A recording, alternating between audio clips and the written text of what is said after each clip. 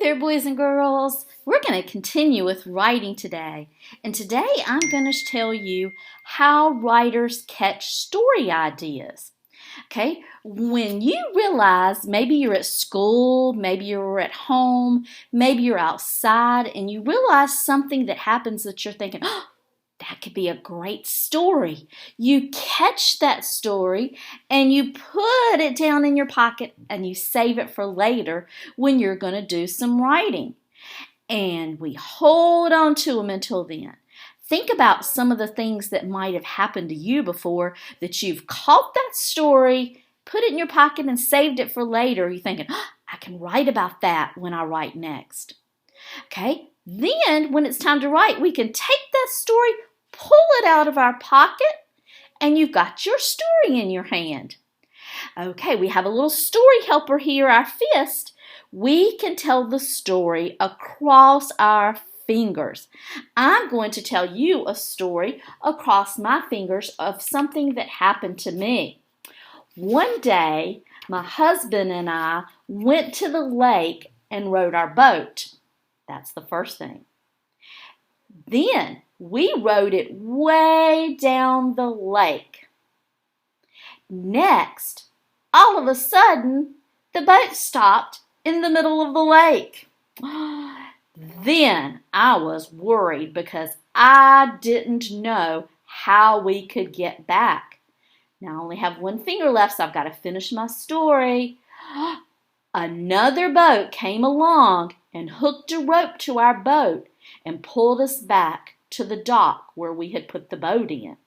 Notice how I told my story across my fingers? I told it in order of what happened first all the way to the end of the story. That gave me a little help because I knew I had to add details to my story.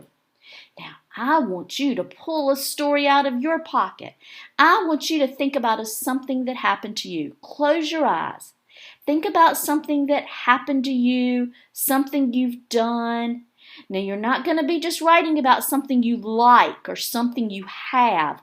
It's got to be something you've done or happened to you.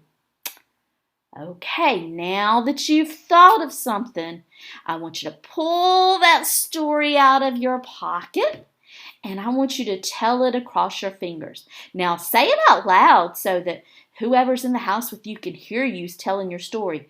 Tell what happened first. Tell what happened second. Tell what happened next. And you're almost finished because you got 2 fingers down. Tell what happened then. And tell what happened last. Now you know the things that happened and the order in which it happened. Now it's time to look at our paper. Get your paper out that looks like this. Go find your paper because I'm going to wait for you to go and find your paper. So go get your paper.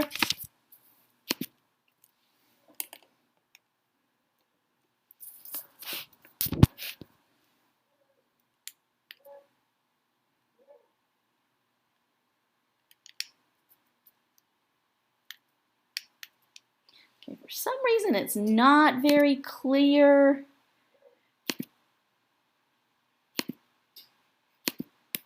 Okay, but you should have your paper like this. Now, I know you can't, it's not as clear as I would like for it to be, but I would like for you to take your fingers, it's a little bit better. Take your fingers and touch each page. Tell what you're going to put on the first page. What are some of the things that happen? I'm waiting for you to tell what happened on the first page. Then go to the next page. Tell what happened next. Okay, I'm listening. Tell what happened. And then turn your page and tell what happened at the end. If you were to need another page, just get a sheet of notebook paper, or you can tear one off from one of these booklets that you have at home and sketch and tell your story. Now, I want you to go back and sketch your picture on the first page, the second page, and the last page. When you are finished, I want you to put it in your blue folder on the green side because we still have some work to do on this. Tomorrow we're going to work on writing the words. Okay, go get busy and do your very best work.